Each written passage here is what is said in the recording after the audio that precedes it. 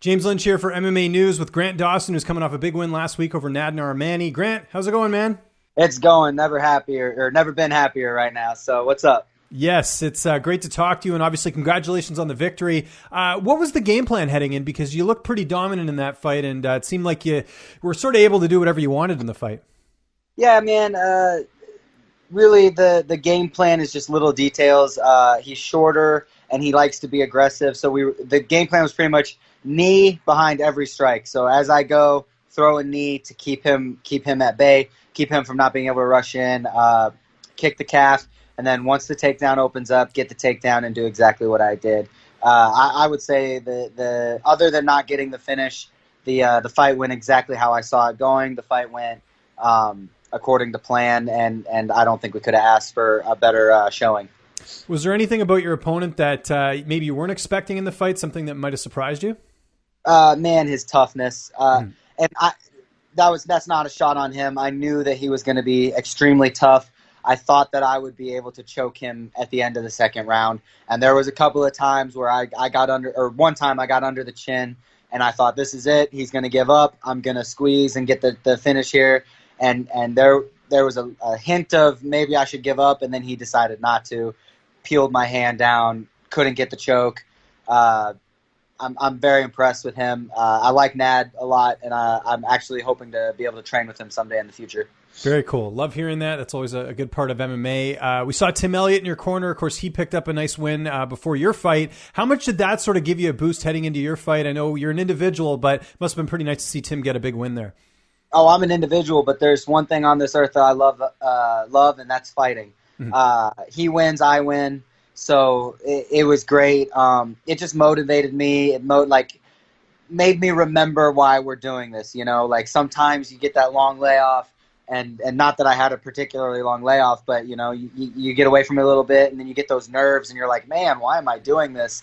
And I got those nerves when Tim was walking out. You know, I was nervous for him. I was just nervous in the venue, and he won, and I was like, this is awesome, and I can't wait for it to be my turn. And I know this fight was at 150. When we did our interview, was it always at 150, or was that something that had changed, through the time? Because I didn't even know basically until the fight went on that it was a catchweight. No, it was 150 the entire time. The contract that we have is for 150. There was no I'm not going to make it or he's not going to make it. It was just, hey, you know, you're a big 45er, I'm a big 45er. It's 15-hour flight, 9-hour sleep difference.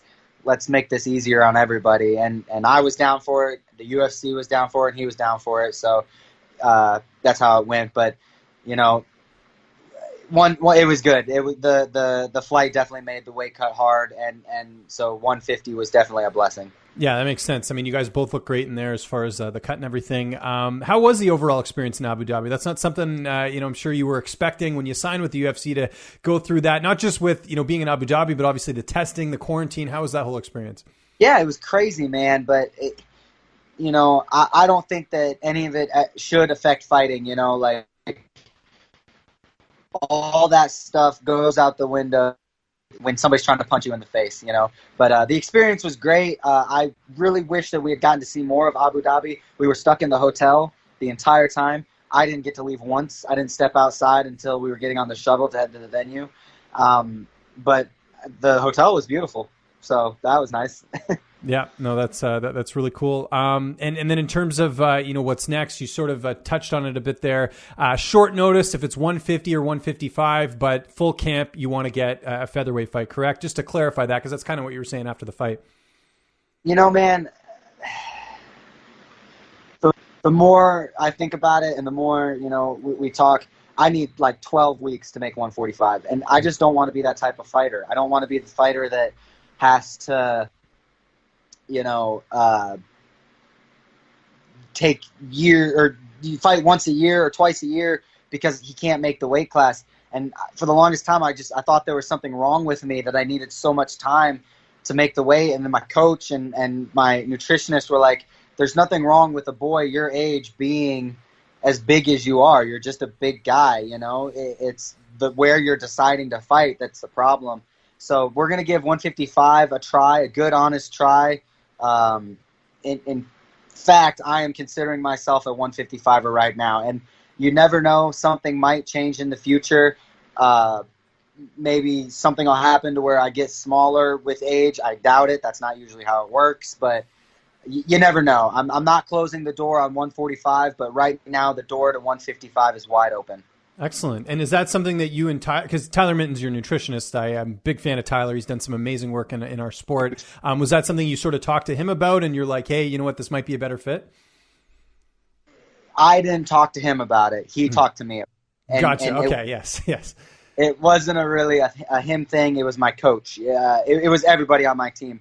I have a team, my head coach, my management team, and then my nutritionist. We're all a team. We all make decisions together, and James leads the way. And he's been talking to me about going to 155.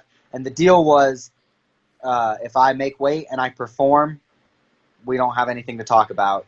And not my last fight, but the fight before when I fought Derek Minner, I missed weight by not a little bit, by quite a bit. And so the conversation came up, and then we talked about fighting at 150 just to see how that weight cut went, and it was a rough one. So and the travel absolutely had something to do with it, but that doesn't matter. So 155 is next for us, and we'll do a couple at 55 and we'll see where it is. But like I just said, the door is still open for 145, but the door for 155 is wide open. And James knows all about this. He was a former lightweight, now welterweight. I think he probably knows as well, having gone through it himself, that there might be a better weight class out there in terms of not having to worry about the cut as much. So like you said, James, one of the best in the game there. So this kind of opens things up a little bit, right? Because I know when we've always talked, you've always, you've had sort of an idea on who you want to fight. At featherweight, we talked about opponents. What about 155? Is there anything that interests you right now in terms of opponents? Or do you just, talk to the team and say, hey, what do you think is going to work? There's a lot that interests me at 155. The goal doesn't change just because of a weight class change. I'm still going to be world champion. I still plan to, rule the division. It's just about how we're going to go about it. I had these lists of goals, ranked by this date, champion by this date. That's going to change. The goal for me has always been be champion for one night, best night in the world. Get to experience that for one night. So it doesn't matter if I get it when I'm 27 or I get it when I'm 37. Being champ is being champ. It's kind of like becoming an Eagle Scout. You're once an Eagle Scout, always an Eagle Scout. Once you're a champion, you're always a champion. So we're gonna go about it a little bit differently. My game plan is really to take a couple of fights at my level, see how I like the weight class, and then start legend hunting. Okay. And an ideal time to return, in your opinion? Like, I look like you came out of that pretty unscathed. We're looking at September. Nothing is set. No dates. Nobody's. What we're asking for is September. And with this pandemic going on, I don't think they're being too picky on who's fighting. So I'm acting like I'm fighting in September. I'm going on vacation with my coach and with my girl tomorrow, actually. And once we get back, I'm going to act like I'm fighting in September, and we're going to start bringing that weight down and get ready to go. Where are you going on vacation? Cancun. Nice. Good for you, man. That's awesome. I've never been on vacation before, ever. So, is this like an all-inclusive thing? Yeah. And I imagine the prices are probably pretty cheap because a lot of people aren't traveling right now. Crazy cheap. Great time to be alive. Yes. No, I definitely agree. I'm going to throw one name out at you just because it just popped into my head. And I just think, like, leading up to a fight like that, the trash talk that could potentially happen between the two of you would be amazing. But what about Alex Hernandez? I think that's like a very cool matchup. I don't know if you're familiar with him at all at 155. Oh, I know everybody in every weight class. He's training at Factory X right now. And that's right. Yes. Hey, if you're not in my building, you're not on my team. But that's up to the coaches. I would absolutely love a fight with Alex Hernandez. I would like to get my feet wet. I have a couple of names in mind as is. Also, he's coming off of a loss to Drew Dober. Not that bugs me at all. I'll fight anybody anytime. But I have a name in my head right now that I would like to test the waters on and kind of see how I feel. And then after that, we'll start hunting those bigger names. Gotcha. I guess we're going to hear about that name soon. What's I'm sure it's a notable opponent. Yeah. I'll tell you right now. Okay. Well, yeah, let's hear it. I wasn't sure if this was like a secret or not, but yeah, let's hear it. You got my interest. Like I said, there's no contract or anything. This is just me personally that I've been asking for. Austin Hubbard is a name. He's coming off of a pretty big win. He's got 4 fights in the UFC. He's around my size. He's somebody that I'm interested in fighting.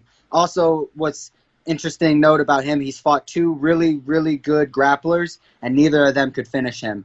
And so my goal is to go out there and finish him. If I get a finish over him, I think that kind of shows how good my submission game is.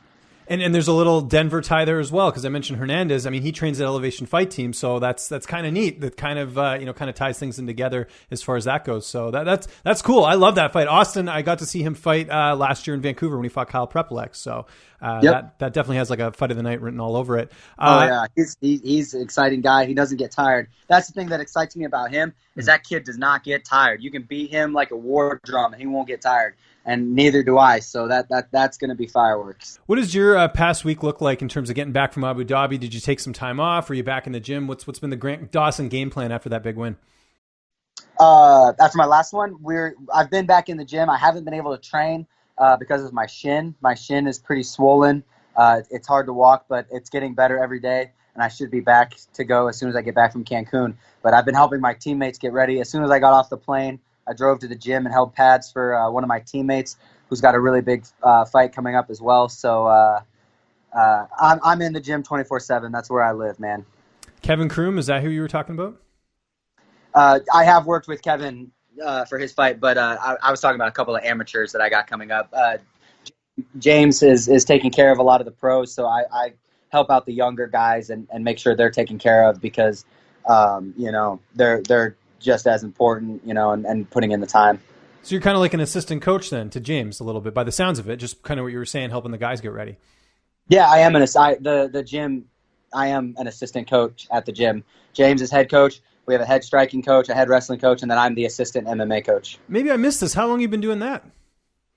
3 years. Oh, gotcha. Okay, yeah, I wasn't sure. I knew they were helping guys out. I didn't know you had an official title, so that's awesome. Yeah. Okay, very good. Last question before we let you go, most important one. What's the best meal you've had since the fight? Oh, that's a good one.